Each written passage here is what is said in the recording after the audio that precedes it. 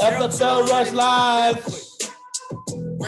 Live role plays, not the leads. That's what we're joining us today, to figure out how to say it best. Real quick. What's up, guys? We got another one, and today we got a special guest on that I am so excited to talk to, Miss Candy Hooder. How are you? I'm doing really good, Ryan. How are you? Doing awesome. So Candy is basically the definition of 0 to 100 real quick, as far as that intro goes. I'm sure you probably had a month that you beat over 100 families protected this month, probably, right? Yes. Nice. This month will be over 100 families protected. Nice. What was your total families protected in the month of September? Go back to September. I think I'm at like 105, pretty sure, from what I added up last night. Yeah, so every time I text you, I think I'm doing better than you. Like one time I text you, I was like, I did 30. She's like, yeah, I did 52 this week. And this week I thought I did pretty good, doing 28. She's like, I did 32. I'm just like, what's up with this Candy girl? We got to get her on. You got to learn how to copy and repeat. How many months have you been here, Candy? Since January. So about 10 months. 9 months. Now, did you come out the gate swinging? Like, were you just awesome right away? Oh gosh, no. It was a lot of practice. I sucked. Okay. For the first like 6 months, I sucked. So for all of you guys that are brand new watching this, Candy sucked too. We were supposed to suck in the very beginning, right? Anything you start new at, you suck. When the first time you rode your bike without your training wheels on, were you just killer at it right away, Candy, or did you suck at first? No, I got hurt quite a bit. Yeah, right? So we're supposed to get hurt, we're supposed to get beat up on the phones, right? But look at this, with some hard work ethic and, you know, sticking to her guns and keep practicing, she got to a point where she's protecting 105 families. And if you guys know how to do the math, that's a lot of money. In 1 month, she made more than some doctors probably. So that's pretty crazy. All right. So what do you think was the biggest mistake that you made when you first started? When I first started, not practicing enough, probably. Just, I didn't think I had to practice. I just watched the videos, and videos help, but physically practicing on your tone, because I mean, honestly, it's not really so much what you say, it's how you say it, right? So to get the tone down, I wish I would have practiced a little bit more. I probably would have been a lot better at the beginning. Gotcha. And talk about tone for a little bit. You know, what do you mean by that? Like is it kind of like the words behind what you're saying, or can you kind of get into some definition of that? Just meaning, you know, confidence behind what you're saying, that you have confidence to help the family in general. You know, they want to work with somebody that you're going to be their agent. You're going to be there when someone passes away, when someone's hurt. So they want to trust their agent, you know, and if you're uncertain about what you're saying and how you're saying it, how do you expect them to be confident that you're going to be there for their family in the long run? So I wish I would have practiced enough to get the confidence level that I have now. Obviously that takes time as well, but I definitely could have got there a lot quicker if I would have just practiced a little bit more. And what do you think, like, what would you recommend to an agent as far as practice? Like you saying, just like say it out loud, or? Yeah, I recommend now saying it out loud in the mirror, record yourself with your phone, right? Have someone else listen to the recording. You listen to it yourself, see if you're on point, practice your objections, because the objections are going to be really how you get through to people. You know, you can't get through to anybody if you're just constantly getting hung up on. So you want to make sure you practice your objections, but mainly just recording yourself, because you could feel like you're saying it the exact same way, but you're not. And I'm guilty of that too. I watched Erica Walker when I first started. I was like, I'm saying it just like her. Yeah, I was not saying it just like her. Felt like I did, but I was not. So yeah, that's what I recommend. Okay, so take your script, become professional at it. Don't be doing it like you're reading it. Obviously have it memorized. Practice, say it out loud, practice with people, record yourself, and you are the best judge of yourself. If you're not liking what you're saying or how you sound, client's probably not gonna like it either, and you're probably not gonna feel confident on the phone. But if you get to the point to where you're like, man, I sound damn good, you're probably ready to do some dialing now, because you're confident, you're proud of yourself, right? And confidence is king, right? Now for you, Candy, tell me, how much are you spending in leads right now? Anywhere from 3 to 5,000 a week to hit 25 to 35,000. I'm sorry, families. Okay. And then what kind of leads do you recommend for new people that are starting? For new people that are starting, you cut your teeth with the internets, the 3 months, the 1 months. You're going to get objections, but that's what you want. You want to get good at objections because there's nothing worse than paying $60, $70 for a lead and they give you an objection. You didn't know how to handle it. And that's a lot of money down the drain. So, there is a ladder to the business. Start with the $3 leads, the dollar leads, and then you're going to work your way up. But definitely cut your teeth with the internets, at least in my opinion. I still work the 1 months, Ryan. I still work the 1 and 3 months. I still get them when they're on sale. I still work them. So I work a wide range of leads, mortgage protection, internets, anything I could really get my hands on. If it's on sale, I'm definitely getting it. Work spots is an amazing thing. So I definitely jump on that. I've been a big fan of those beneficiary leads though lately. I feel like that kind of gives you a one up on the emotional, like immediately hitting the emotion. So those are pretty good, but they're $12 a piece. So you got to kind of, you get a small batch of those and then supplement with the 3 months and you got a nice little mix there. And once you kind of get past that, you cut your teeth on some 3-month-old leads, or the 1-month-old leads, the $5, $4, 1-month-old leads. What do you recommend next? If you're trying, what, I think I'm ready for a more higher quality lead. So mailers, final expense mailers, try to get really good at your final expense before you head off to mortgage protection and practice with the mortgage protection because you're adding a little bit more to the whole appointment. You're adding an extra person. You're gonna have to book appointments. So just have a plan and execute whenever you jump over to mortgage protection. Don't let it freak you out. It's definitely great jumping over to mortgage protection, but you want to be prepared a little bit. So instead of just jumping in and wasting money on leads when you don't know what you're doing. But final expense is where I would go with the mailers would be the next one. They're about 9, I think, in the CRM. So just buy the final expense mailers, like the aged mailers in the CRM is what you're saying, right? Well, aged, I've bought aged and then the 1 months are $9 and then you supplement with the aged. So a mixture of the two. But yeah, I mean, they both work pretty good. I noticed the aged, they answer more. So depending on how old they are, I mean, they're not getting blowed up as much. So you're looking at a lot more people answering. And when you're new, that's kind of good. So how many states are you licensed in? 23 right now. Did you start remote, like doing remote, or were you doing face-to-face at first? I was doing face-to-face. I started with a previous company for a couple months. I ran mortgage protection in-home for about, 3-4 months. And then I switched over to FFL. I was forced into remote though. So I wanted to stay in home. I didn't have a vehicle for about a month. So I had to figure this out, which nothing better than you have to figure it out, right? No option. Now to be honest with me, I mean, you broke, 105 families. You probably have like a bunch of Chinese workers or something doing all the dialing for you or what, probably, right? You can't do that all on your own.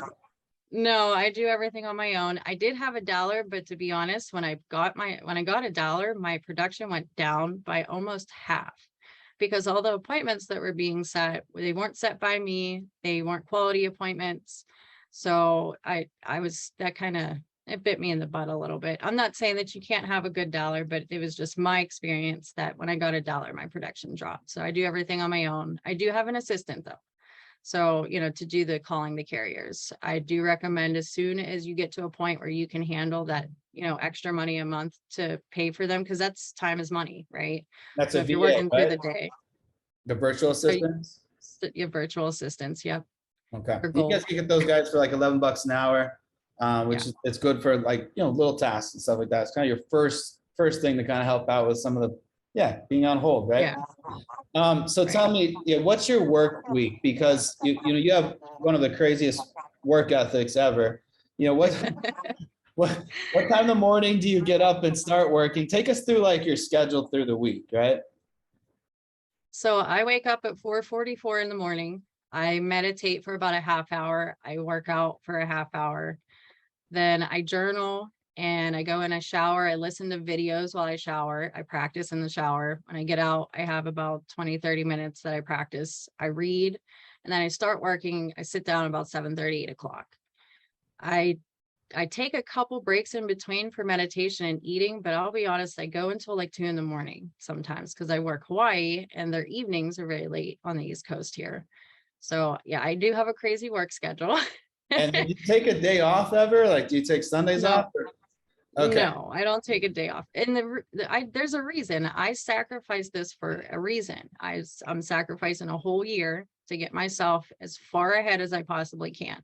Now, with that being said, Ryan, once I noticed, because I mean, doing this schedule, you can get burnt out. I noticed I can go about 3 months and I need 3 days off. So I do take the 3 days when I notice my body's starting to really, kind of come down and really starting to feel sluggish. I'll take those 3 days off. I come back great. So that's kind of been what I've been doing. And then, so what's your goals this year? I mean, you're obviously going, you've already done 400 families, guys, in a year is Hall of Fame. She's already done 105 in 1 month. So what's your goals this year?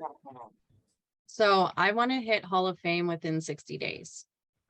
Ideally, I really want to do it in 30, but I'm telling myself 400 within between 30 to 60 days. So, and within the next year, I want to hit 2.8 million, and that's after fall off. So I'm actually aiming for 10 a day. 10 families a day, guys. So 10 for a you guys who are day. like, man, I don't know. I only helped 5 families this whole month. She's doing 10 a day, 2.8 million goals. Now, what drives someone to want to have a goal that high? And it's crazy that, you're kind of proving that it's even possible with this career that you can even do that. 2.8 million. So, what drives you? What's your big why? What's the motivation force here? I want to open a holistic healing retirement home in Hawaii. Obviously, that's not going to be cheap.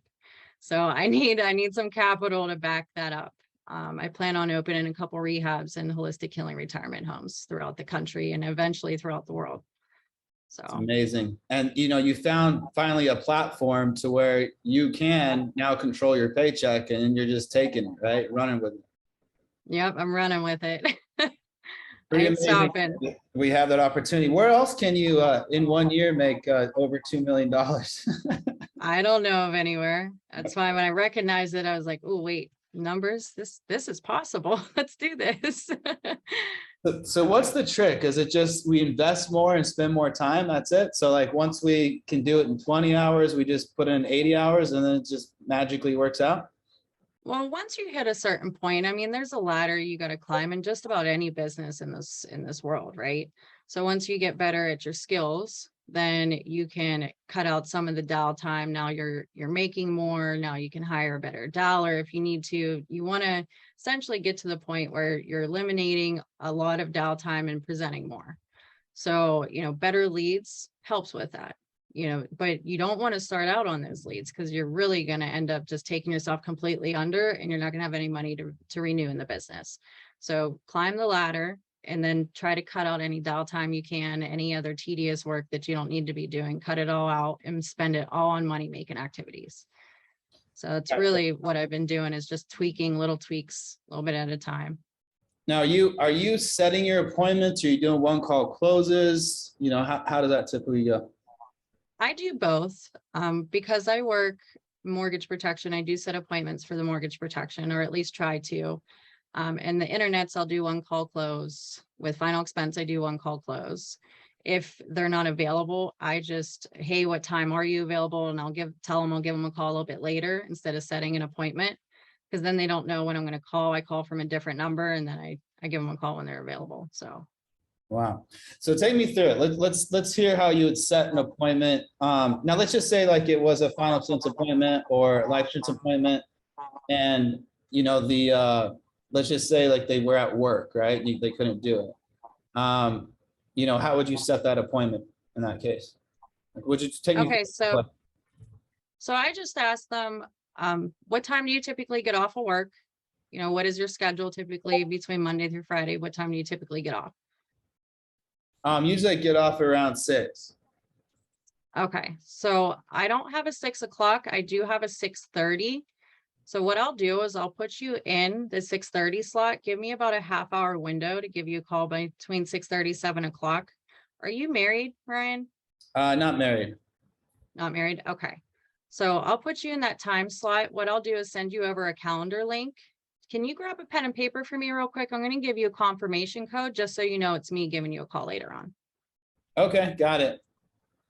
All right. So CH656. My name's Candy Hooder. Okay. And I'll be giving you a call around 6:30 this evening. Now, is there any reason, Ryan, that you can think of that you wouldn't be home around 6:30? Yeah, if I stop at the grocery store, I guess. Okay, so are you going to be stopping at the grocery store or are you going to be home at 6:30? I guess I won't stop. I'll be home. Okay. If you are stopping, let me know. I'll put you in a little bit later of an appointment. That's not a problem, but I run a tight ship here, Ryan. So I need to make sure that, I get to you on time and you're there for me as well. Okay. It works both ways. All right. Yeah, we'll be there at 6:30. All right. Do me a favor, put this in your calendar, wherever you put your appointments where you remember, put this in your calendar and I'll talk to you at 6:30 from this number. Okay. Now, how often do you get no-shows? I mean, no-shows are pretty high on, over the phone. That's why I do a lot of one call to close. The only time I do appointments is with mortgage protection, but it's with the calendar link. It hasn't been so bad. I did the Calendly where they get a notification 15 minutes prior to. Hasn't been so bad. I get no-showed maybe 30% of the time, 70% show now. It used to be 50-50. So that's interesting. So that's a good tip, guys. I have mine set for an hour, 2 hours before. So you're thinking 15 minutes has been the sweet spot? Yeah, I tried a half hour. I was getting a lot of cancels. I feel like the 15-minute, because we don't want to disappoint people typically. So 15 minutes, you don't want to just cancel on someone 15 minutes before the appointment. So I felt like that was the sweet spot where they do end up showing up. Nice. And is there 2 messages, maybe one the day before or one, something like that, or 8 hours before? Or is it only the 15-minute? I do an email. I do an email 2 hours prior to, and then the text message is 15 minutes prior to. Okay. So just one email 2 hours before, one text 15 minutes before. Interesting. Yep. So I'm going to try that. Now you have an interesting tactic that we talked about before that I thought was genius, to where you're making sure, because that, hey, as long as I'm talking on the phone, I'm making money. So if I have any downtime, it's not going to work out. So how do you schedule your appointments if you are scheduling them? Is it an hour apart, 30 minutes apart? And what are some tricks that you've picked up for those no-shows that you kind of were mentioning before? So I book every hour on the hour. If I have a no-show, and I do this every morning, I look at my previous week for other people that have no-showed me. And let's say it's a Tuesday. If that Tuesday I had a no-show at 5 o'clock, I'll take that no-show and I write 4 people underneath of my current appointment. So if they no-show, I have 4 other people I can call. And then on top of that, I have a batch of either internets or mailers, just backup leads that I can call to get to another appointment for that hour. So I have backup on backup on backup on backup on backup to make sure I get to an appointment within that hour. So then, I mean, and calendar, you can't double book it though, can you? Or you just kind of how do you set that up? I just have a paper calendar where it's every 15 minutes. I got it right on Amazon. It's $15, $20 maybe. So I'll write in the main appointment, it's circled. And then on the 15 minutes below, I write in 4 different names. And then if those 4 people don't answer, I'll go and dial other people and hopefully get to an appointment. So just to recap, because I think it's such a genius idea, is that you get a no-show, right? Instead of calling them back a bunch of times, they pick that time. So typically around that day and that time they're off work, you're just automatically putting it right away at once. It's a no-show. So they don't even know they got an appointment with me. Yeah, that's so smart. So take me through it. So I mean, do they what? I thought it was last week. Do they ever say stuff like that, or how's your intro go to that? Yeah, I'm calling you for the appointment. I actually give them a call and I apologize. I'm like, I'm sorry we missed each other last week. My schedule was really crazy. I don't know about you. I act like I didn't even call them. I literally just oh, I must have missed you.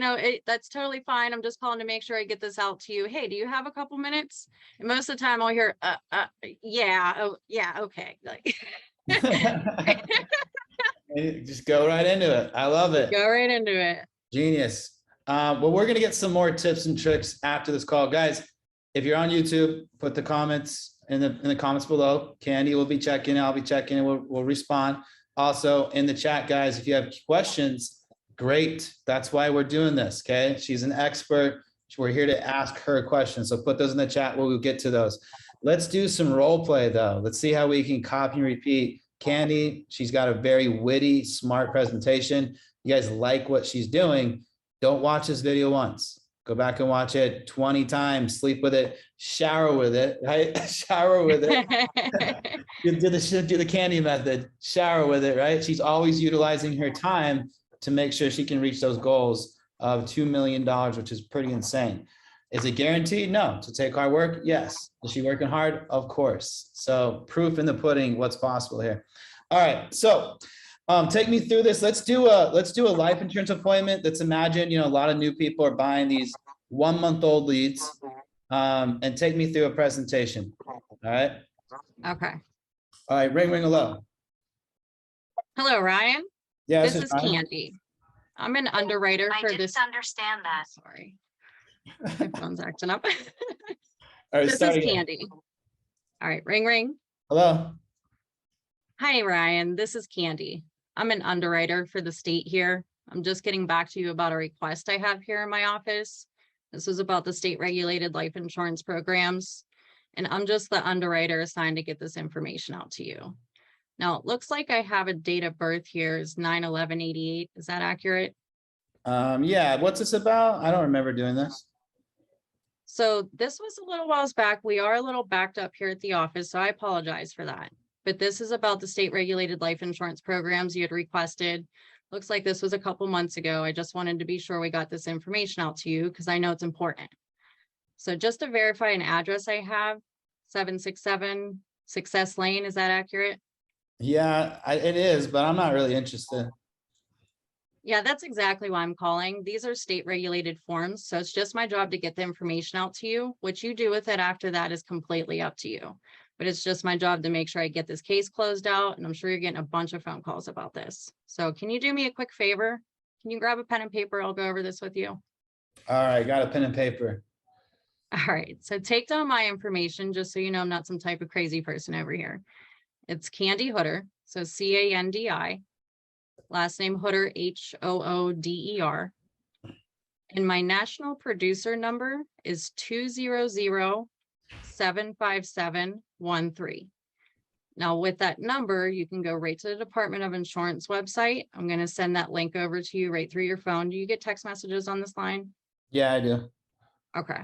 So I'm going to send you over the government link to be able to check on those credentials. And we're made to leave that with you since we're doing everything over the phone at the moment. Okay. Now, Ryan, I see here that you have a beneficiary as Jamie. Who is that to you exactly? That's my wife. Okay. Okay. Do you currently have any coverage? We have some work policies. Okay, so we don't consider work policies just because there's too many factors that come into play, essentially. So, if you lose a job, if you end up, sick or ill, those policies are going to drop off. So definitely utilize them. They're cheap, but do not rely on those. So do you have anything personal outside of work? I don't have any personal coverage, no. Okay. Do you guys at least have some kind of savings set aside for, funeral, final expenses, anything of that nature? No, not right now. We have like a little bit in savings, but not too much. Okay. So if I'm kind of hearing you correctly, you put through this request to make sure that your wife's going to be taken care of, make sure that you're taking care of your final expenses, and she's not going to be put in that predicament of having to come up with that money when you pass away. Is that correct? Yeah. It's if it's affordable. How much does it cost? So it's all based off age and health. That's actually why I'm calling you.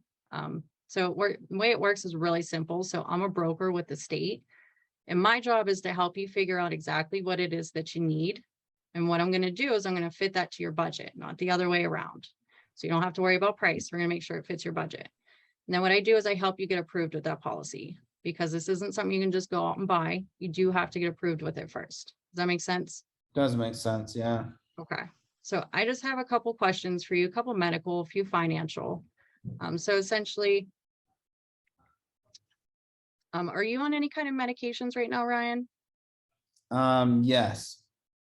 Okay. All right. So what kind of medications are you currently on? Insulin,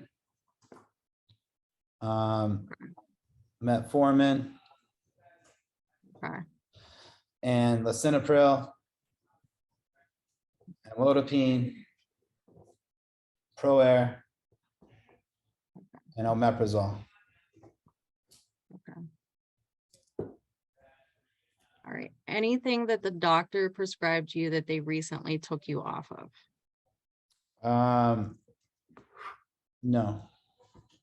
Okay. Pretty much been in this. Actually, no, I was on Tamasulosin, but I don't have to take that anymore. Gamma. So what's that for? It's for like bladder. Okay. So I see you have diabetes and high blood pressure. How long have you had diabetes? How long have you been diagnosed with that? Since I was 53. Okay. All right. Any surgeries the past 10 years? I did have a bypass surgery. That was back in 2016.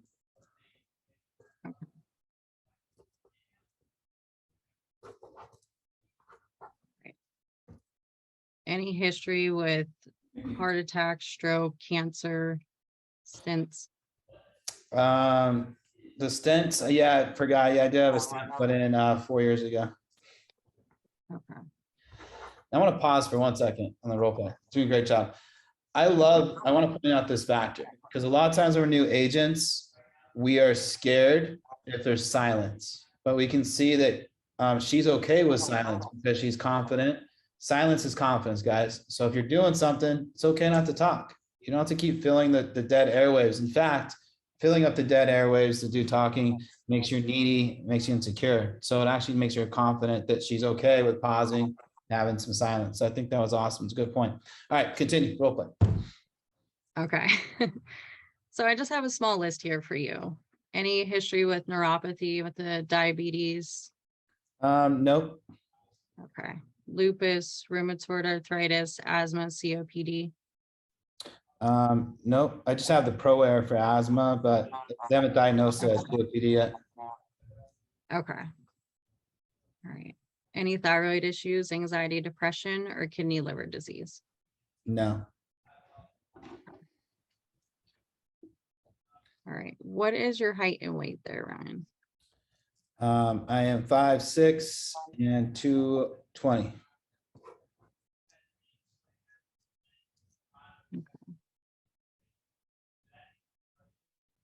Oh, wait, Ryan, I want to pause because earlier I gave you your date of birth and you were 34. So how old are you? Well, now it's kind of switched to final expense. Now I'm 67. Okay. Okay. I just want to make sure. I age quick. All right. All right. So are you currently retired, Ryan? Yes. Yeah, I just retired last year.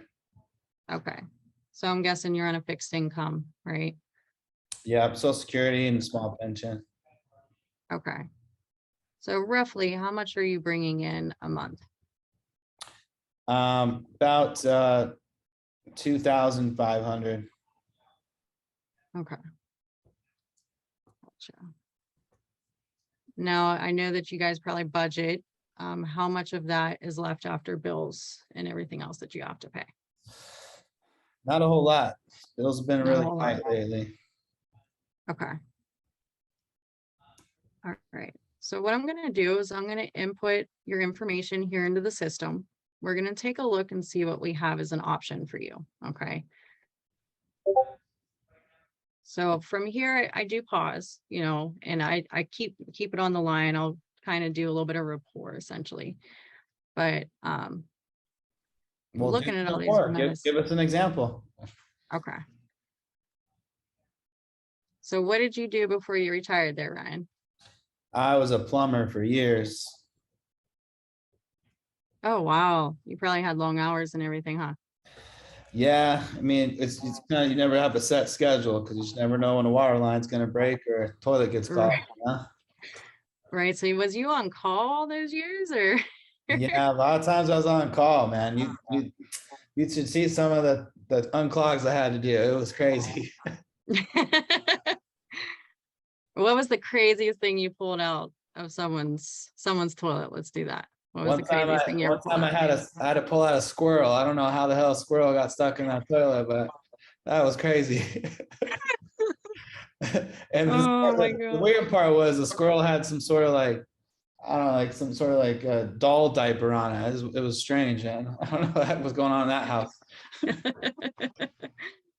Oh, that's too funny. That's good. Yeah, so that was All my right. craziest one. All right. So was you wanting to do a cremation or burial there, Ryan? What was your thoughts with that? I mean, can I get buried in the backyard? Is that the cheapest one? I look, if that's how it worked, but I don't think your wife wants you just buried in the backyard where she goes to have her tea and she's looking at your leg sitting up out of the dirt, right? Yeah, I guess the police probably wouldn't like that too much either. Yeah, No, they wouldn't. probably a cremation. Okay. Is there any other debts that you want taken care No. of? Okay. So just a basic cremation. All right. So I'm going to have you write down a couple options here. I did pull up a couple companies that would be willing to cover you. And this isn't definite though. This is only pre-approval. Okay. So write down 10,000. And then below that, write down 20,000. And then below that, write down 30,000. Okay. So what I'm looking at for you, Ryan, is what's called a whole life policy. So essentially this will go out all the way out to age 120. So once this is put in place, you don't ever have to worry about your insurance ever again. The rates are locked in and so is the coverage. Now there is additional coverage benefits to this. So it also covers for any long-term care needs or any terminal illness needs. You'll have access to your death benefit prematurely. Now, I'm not sure if you know how that works, but the first thing that they take with long-term care is your home. So it's you kind of can think of it as a little additional barrier in between that and them taking the house is first thing. Gives you guys a little bit of time to come up with another solution compared to just taking the house, right? Now, as far as the company we're looking at, took a look at, have you ever heard of a company called Aetna? Yeah, they partner up with CVS, right? Yep, CVS, yep. So for 10,000, we're looking at about $100, a couple dollars over. Now, what this does is this goes into a savings account. How whole life works is it goes right into a savings. You do get a small interest rate and you can borrow against that, but I don't recommend it. If you don't want it, if you don't have to dip into it, don't, because it lowers the death benefit. Okay. Now 20,000 is going to come in right around 200. And then we're looking at 300 for the 30,000. Now, what the 10,000 will do, you're barely getting your foot in the door with that. So that's, it'll cover cremation, but not much more, especially with inflation nowadays.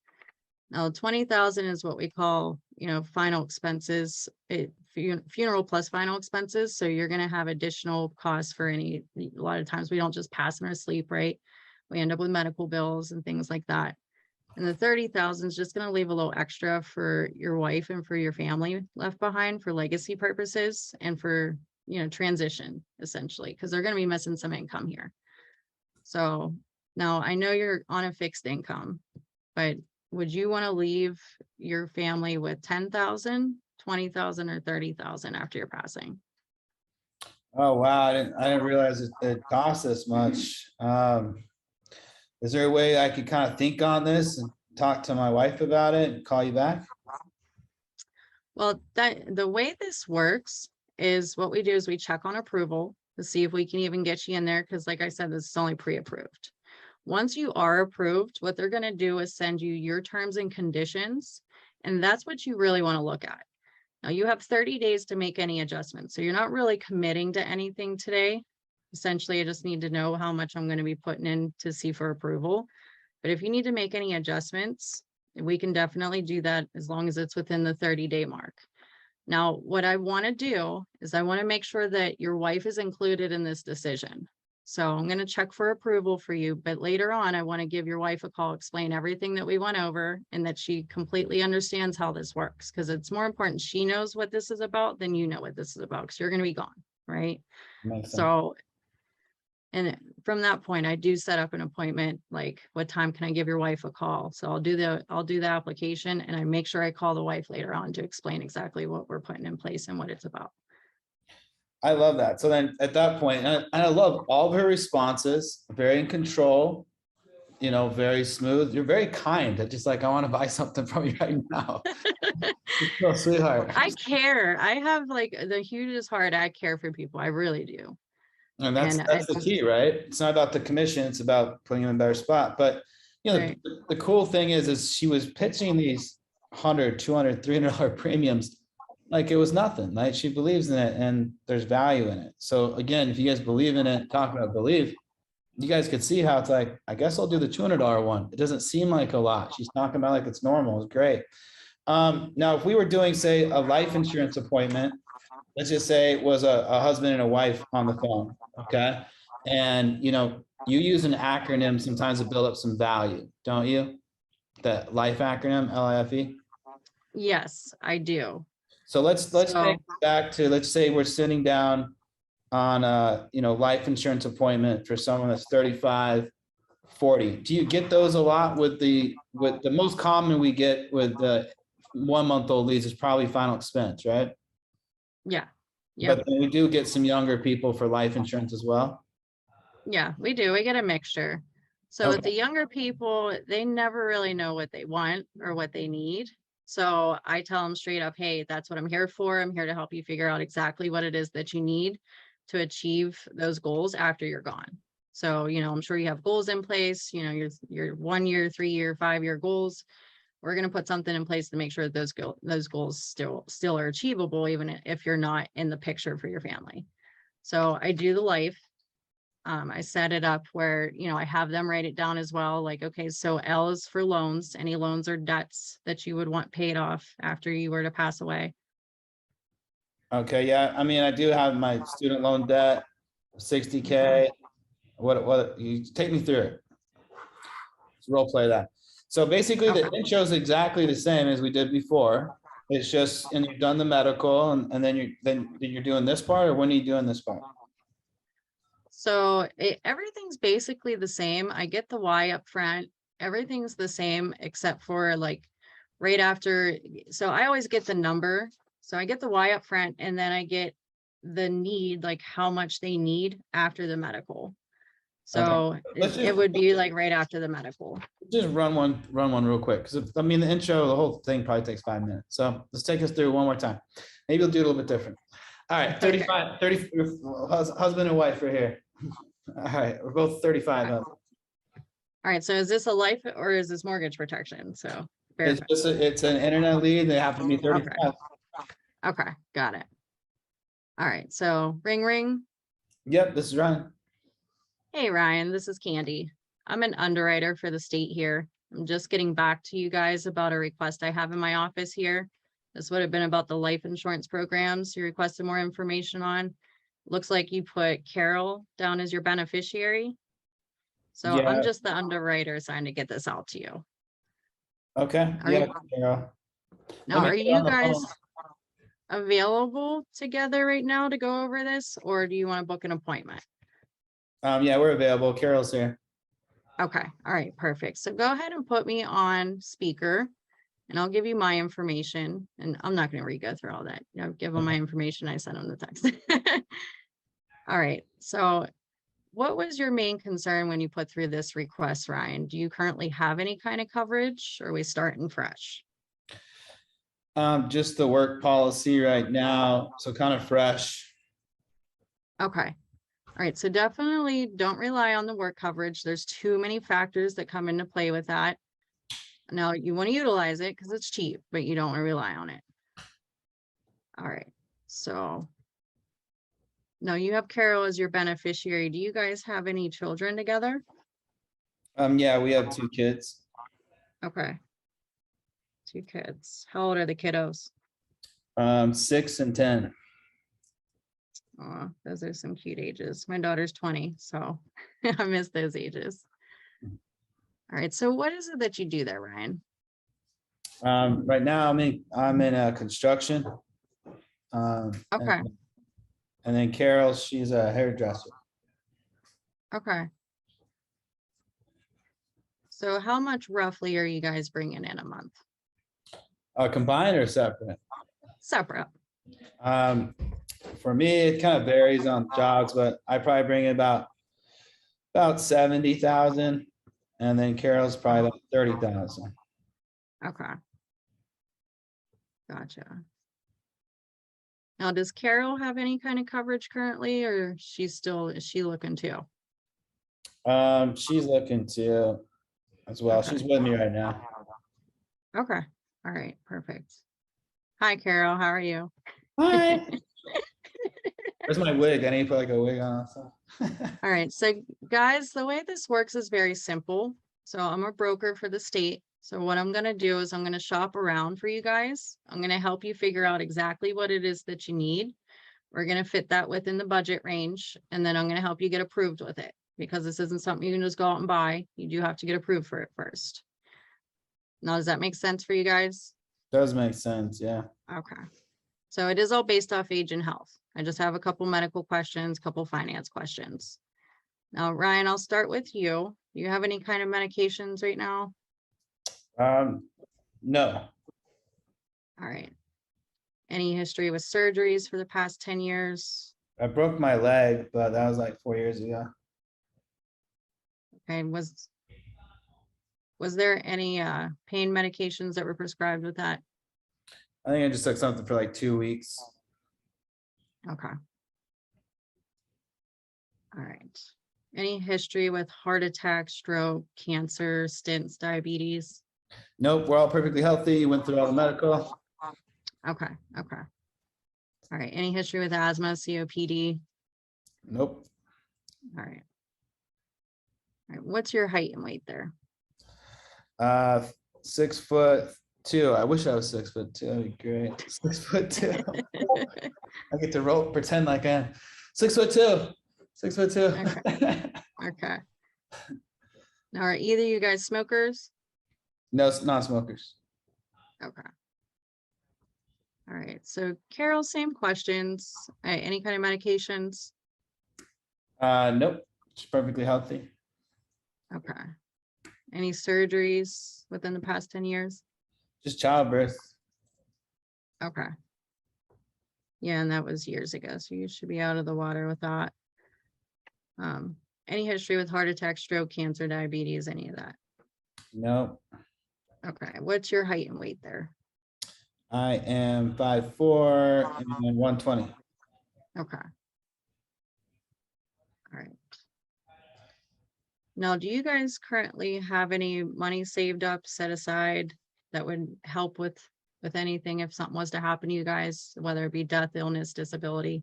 I just have my 401k. It's probably like 20 grand in there. Yeah, so you don't want to touch that. That's for retirement. Because essentially that's supposed to accrue over the years for retirement. Let's leave that alone. So what I'm going to do for you guys, I'm going to help you figure out what it is that you guys need at this point. So just do me a favor, write down the word life going straight down the page. Everybody's number is different. So Ryan, we'll start with you. The L stands for loans here. Any loans or debts that you have, you would want paid off for Carol if something was to happen to you. I guess just our house. Okay. How much is the house? 180. Loan for the house, 180. Okay. Any car loans, credit cards? Yeah, we do have car loans. Probably both ours together is probably around 30,000. Okay. Credit card debt. Yeah, I forgot. We do have some of that. So 6,000. Okay. All right. And your income is, so the I stands for income. Your income's at 70,000. Now, what most people do is they'll put at least 2-3 years in place just to kind of help Carol with that transition, because she's going to be missing a good chunk of money, right? Whenever you pass. So would you want to leave her with 2, 3, or 4 years worth of income? Let's try 3. Okay. All right, so we got 210 there. Now the F we have there is for final expenses. So, or was you wanting to do cremation or a burial? Probably burial. All right, so burial's going to be about 30,000-40,000, and you're young, so it's only going to go up from here, right? Yeah. Now, E is going to be for education. Now, a lot of people think, education for the kids, but Carol right now is a hairdresser, and she's going to have to figure something out to essentially to replace your income for the long term. So a lot of people will put education for the kids and for their wife. Does that sound like something you would want to do? Yeah. Okay. All right. So there we go. So your number is, we got about 376 here, 376,000. Okay, so that's how much you would need to achieve all your goals, if something was to happen to you. And then I would do the same thing with Carol, essentially. So I love same it. questions. Okay, and then what kind of pitch would you do for that kind of coverage? Are we adding on some writers? We add disability? Like what kind of product would you go to typically? So I do from here ask about any disability coverage, because they're both still working, essentially, and they have a mortgage. So I do ask about disability, and then I go into, if they're healthy, I go into the CBO 100, and I explain it in just a typical way, like, hey, so what we're going to do is we're going to put in place a 30-year term. Essentially, what it's going to cover is any death, illness, disability. With a disability, what would happen with the doctor's note, you would have access to that death benefit prematurely, not just to pay for the home, but for all of your bills, keep you guys up and running, right? And then if you don't use the policy, at the end, what you're going to do is get all of the money that you put in back. So, and How's what that we possible? recommend, How can I give you the money back? Like, is this a scam? it's not a scam at all. It's called a cashback policy. So, a lot of companies used to do this. Now they're starting to dwindle off a little bit, but the company we're taking a look at is called Americo. But what we recommend that you do with the money once you do get it back in 30 years, because you guys are, you're 35, you're going to be looking at retirement right around that time, right? So there's another product called a fixed income annuity. And in a nutshell, it essentially is like setting up your own Social Security check. You're going to get a 16% sign-on bonus. And then whether the money's depleted or not, it pays you out until the day you die. Essentially just maximizing the money that you're putting aside with this policy. And it's in addition to your retirement. Wow, that's pretty interesting. I don't know much about that. Well, that's something that comes later on. We're on your life insurance now, but just to give you an idea of what this can do and what you can use the money for. So we're not just putting coverage for protection in place right now. We're actually planning for your future as well. Wow, that's pretty cool. So you can actually set up annuities for someone that's 35. And no, once you're 65, what we're going to do, and you get the cash back, that's what we'll do, is look into putting the money into an annuity. Oh, gotcha. So Okay. yeah, once you get the money back at the end, because with an annuity, you have to have at least 10,000 to put into it. So what this does is just make sure you have that money to put into your annuity later, because you can't touch it. Nice. So we're actually protecting my family and setting up a retirement. Yes, exactly. That's pretty smart, guys. Take some notes. That was awesome. Now, here's the thing I really want to point out about Candy. Candy, great tone, relaxed, not salesy at all, ever. Very helpful and simple, right? A lot of times, we as agents, we start rambling on too much about all this extra stuff.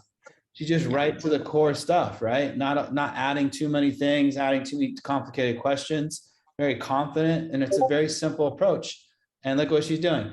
Now, the one secret I think you guys want to point out is we all go, man, there must be something crazy that I should be saying or doing or this or that. Candy's just working more. She's outworking all you guys. All you guys are like, I work my butt off. she's outworking. I'm not special. I just don't have a life. But that was my choice. I'm not complaining. It was my choice for a year, and I wouldn't take it back for the life of me. I love what I did and what I'm doing. So But after 1 year, are you going to be still working this much, or are you just going like, hey, I got my millions now I'm cutting back, or what are you doing? I'm still going to be working hard. I am going to cut back, enjoy life a little bit, but I want to teach others the exact same thing as I did, that it's possible, and inspire people and help others to do the same. So I will still be working hard. Just I will take Sundays off. That's actually one of my goals. Is I never, ever, ever in my life want to work another Sunday. So I got to tell you guys, I'm inspired by Candy, her work ethic, showing us what's possible. If you guys are liking what she's saying, drop some fire emojis in the chat, some fire emojis on the YouTube. This is good stuff. So thank you, Candy, for joining us. Let's get to some questions here, guys. So ask some questions. I'm gonna let you get back to work. Appreciate you taking some time out of your day here. No problem. Yeah, Abraham asks, what are some questions you ask the client to find the need? So to find, you mean like the need or the why? So the need is like how much coverage, at least in my head. And then the why is like who you're protecting. So both. Okay. So I keep it pretty simple. I do get the why up front. I just essentially ask them like, so who is it that we're trying to protect today? I try to gear it more towards like an emotional aspect. Who's going to be taking care of your final expenses when that time comes, who's going to be in charge of that. So just paint a little bit of a picture. It varies with each kind of lead.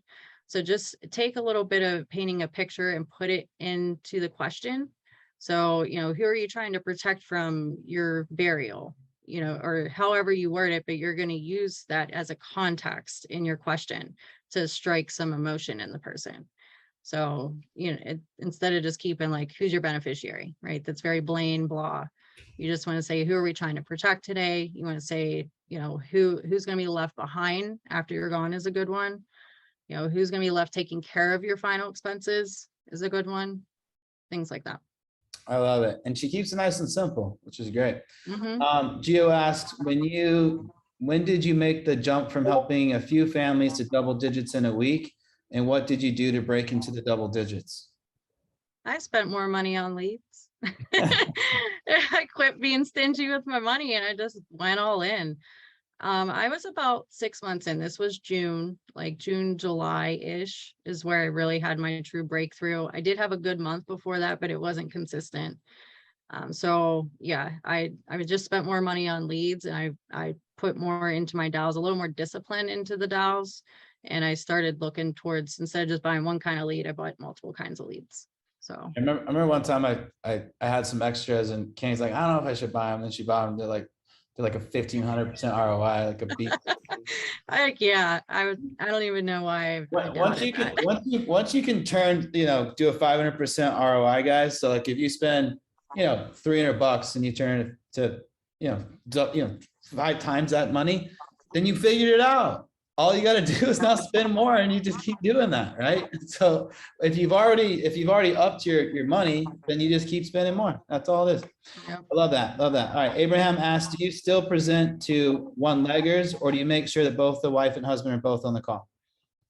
My first option is I do try to have both on the call, but what I found recently is that I'll do one-leggers, but I always set up a time to call the wife. I always set up a time to follow up with both of them, after they conversate about it.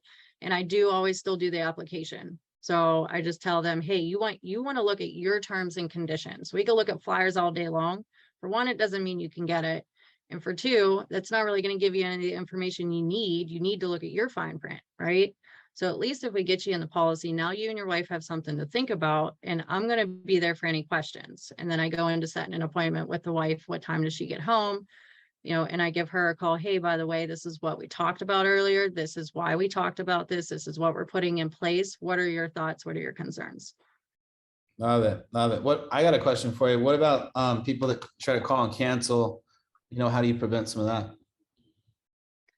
I honestly, I try, because here's my approach with everything. I'm not just straight mortgage protection or straight final expense. I try to make the policy for multiple needs. So final expense can be for, for long-term care, for illness coverage, right? It could help with, not losing a home, estate preservation. So I try to dig as deep as I can into things to find true needs, and then that decreases them canceling. I really don't have a whole lot of cancels, to be honest. Especially if you go about it right. Even the one-leggers, like you would think there's more increase in cancels with that. It's actually less, because what happens is if they're too busy and they're fighting back on you, like we can't get together, you're just going to get no-showed. You're not getting anything. But if you accommodate to them and like, hey, I completely understand you guys being, really busy. So instead of being like, okay, you just don't get it, I'm going to be like, well, look, I want to help you. I want to make sure I put you into a policy that you guys need. It fixes not just one problem, but multiple problems. And then I'm going to make sure that your wife fully understands and you guys know that I'm there for you in the long run. So it's really just about the approach and making sure, even if you find a life insurance need, dig deeper. There's always another need there, whether it be long-term care, illness, disability, anything of that nature. So then now you're solving more than just one problem, right? And the one thing I love is that she's not trying to sell policies for commission. You can tell that she cares. She's being a problem solver. Our jobs are not to be salespeople. Our jobs are to be problem solvers. So she's finding the need by being curious and actually caring about people and thinking about what their situation would look like if they weren't here and how she can help them, right? And I think for a lot of new agents, all we're caring about is our commission. And of course, they can tell that all you're caring about is making a sale, that you're nervous about messing up. She's just having a conversation, right? Trying to just help them out. It's awesome. Love it. All right. Gregory asks, when you call mortgage protection where the husband and wife are never together, how do you structure it to still be able to protect the family? I think we kind of went over that. What? Yeah. All right. Abraham says, what was one of the biggest obstacles that you faced when you were first starting, and how did you overcome it? Wait, say that again. Biggest obstacles and what in the beginning? Yeah, when you first started, what was one of the biggest obstacles that you faced when you first started, and how did you overcome it? So my biggest obstacle was discipline. I mean, believe it or not, I know I'm super disciplined now, but mine, I have the dog at home, I'm working at home, I got the bird, I literally, I think I was unmuted the one day and I was singing and they heard me. I was not structured.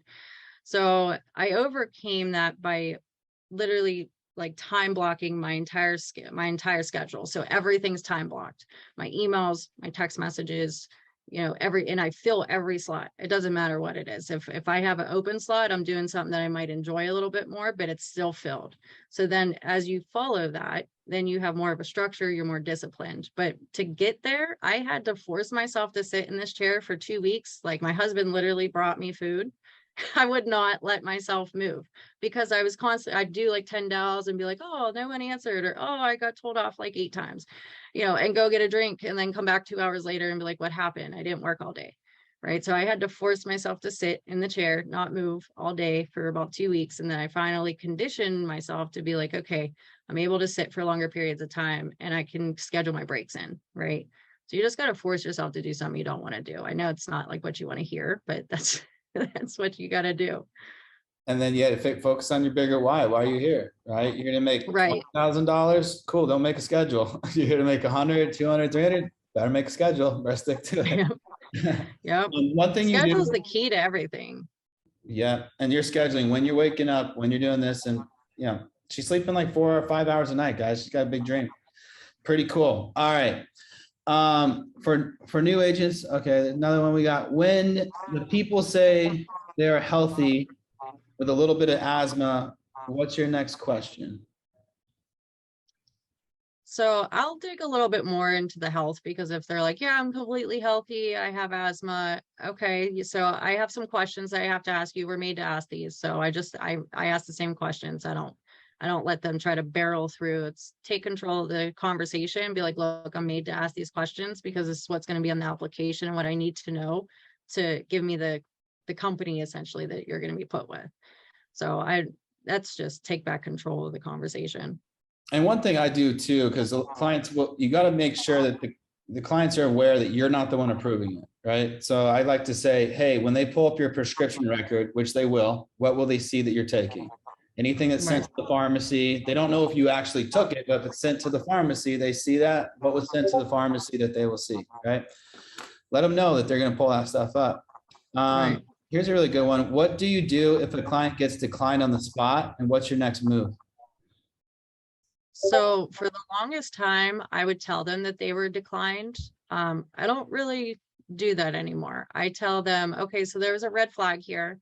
No big deal. So what I'm going to do is I'm going to check with John Hancock and see what they say. And then we'll see what this one comes out to say tomorrow. I don't know what's going on, but there's a red flag here somewhere. And then I will dig a little bit deeper. Like, is there any other medications that you can think of that might be on that record that you're not thinking of, and just dig a little bit? Because sometimes there's, oh, I forgot about an anxiety pill, and you're trying to put them in a CBO 100, and it's not going to work. So yeah, I just dig a little bit deeper into the medications essentially. And I just pivot. Abraham asks, do you ask for referrals? How much free leads do you get if you do? I do ask for referrals. A lot of the times they actually offer referrals, like, hey, can you take care? You do a good enough job. People want you to work with their family. But when you first start, don't be scared to ask for referrals. Like, hey, there's a free needs analysis that comes with this policy to every family member to make sure that everybody's in a good position.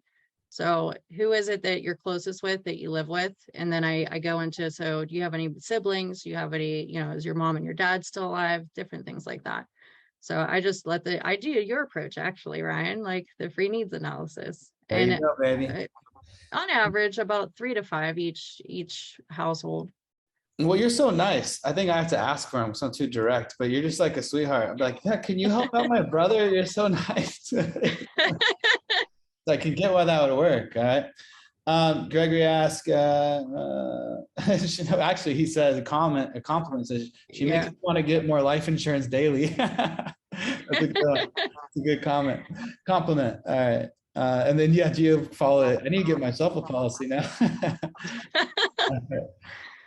What do you do if a client says, hey, I need to speak with my daughter or son before I make this decision?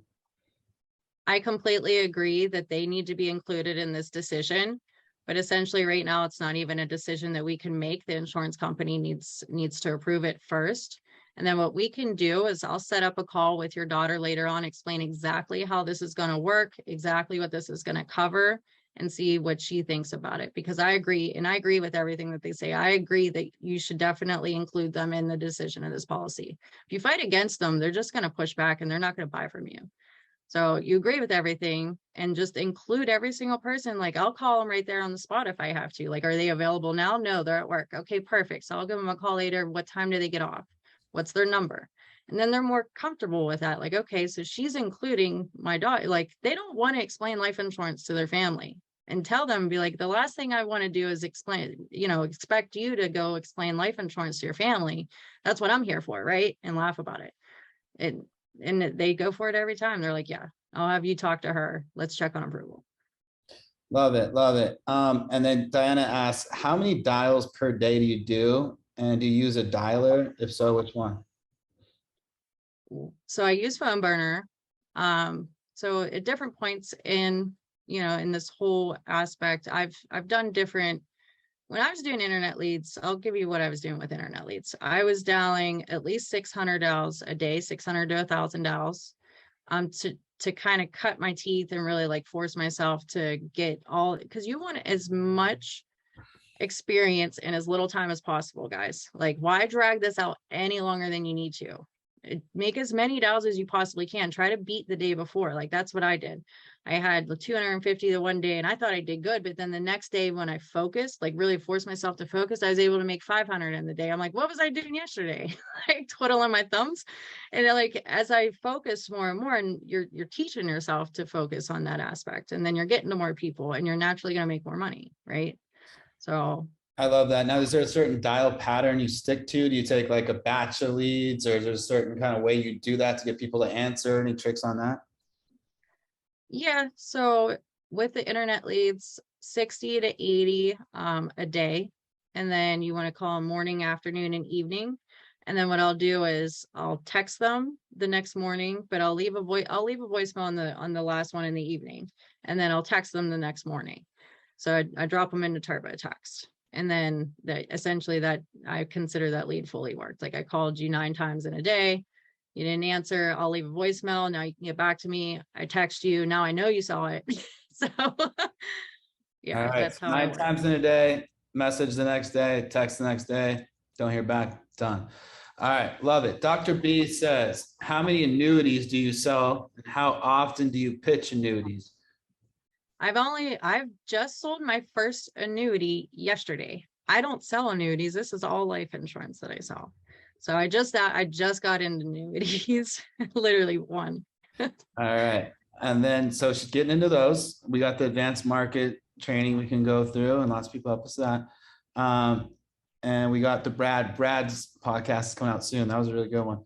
He did one with us. All right. With all honesty, Ryan, I do want to add something in if you don't mind. Yeah. So with that FIA, just a little, when I started adding in the explanation of the fixed income annuity at the end of the CBO, it took people from, I don't want to spend too much on my coverage to, can we max it out?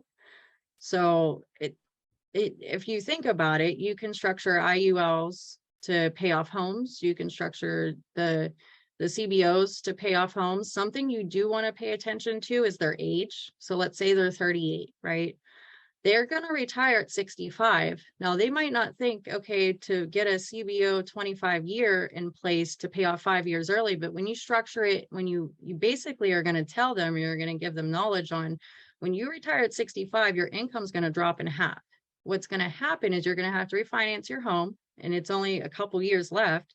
You're going to be paying another 30 years to the lender, and now you're paying the lender until you're age 90, where you could have just paid a little extra more for your protection now to pay it off 5 years early, and now you don't have any house payment in retirement. You know how awesome that looks to somebody? They're like, I don't have to worry about refinancing, paying interest rates for the rest of my life to a lender. Yeah, so just kind of get creative with it, guys. Like really structure it to truly help them and set them up for success in the future, not just for now. That was awesome. Awesome. Good stuff. Yeah. Stop thinking about your commission check and think about the product and how it works and how amazing the product is. That's when all the magic starts to happen. Right. Mm-hmm.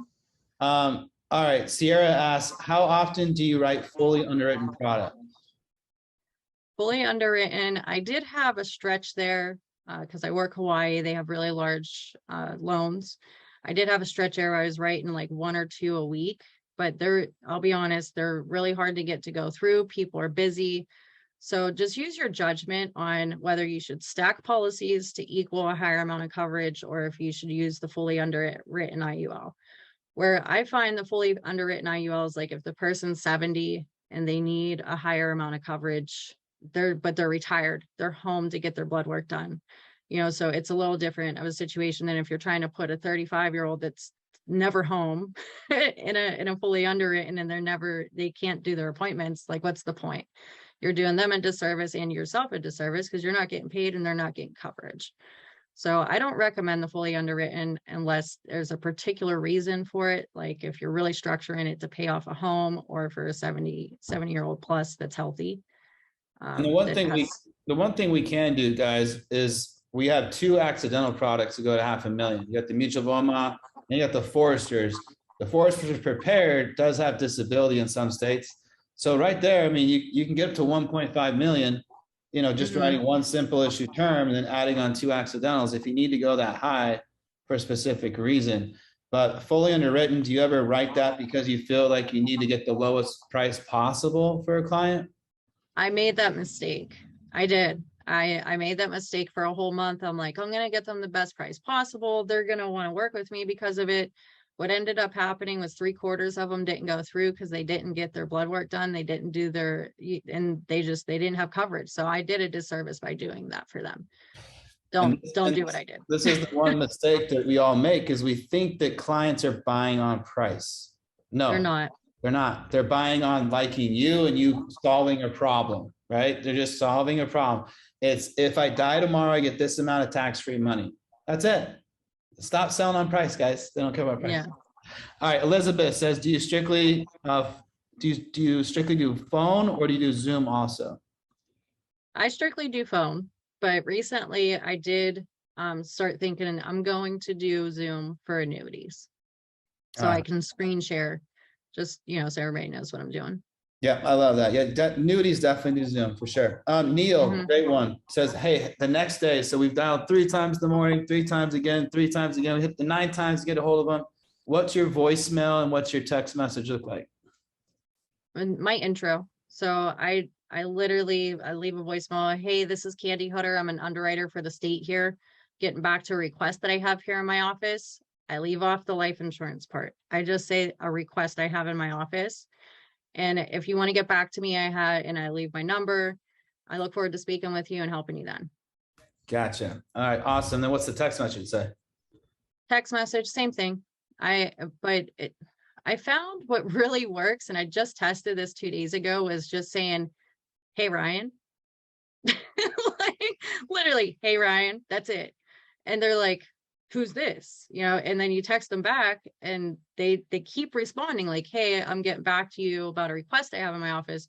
Well, what was it about? Do you have time for a quick call? Like, I try to get to them without giving them too much information, get them engaged and want to know what you're talking about.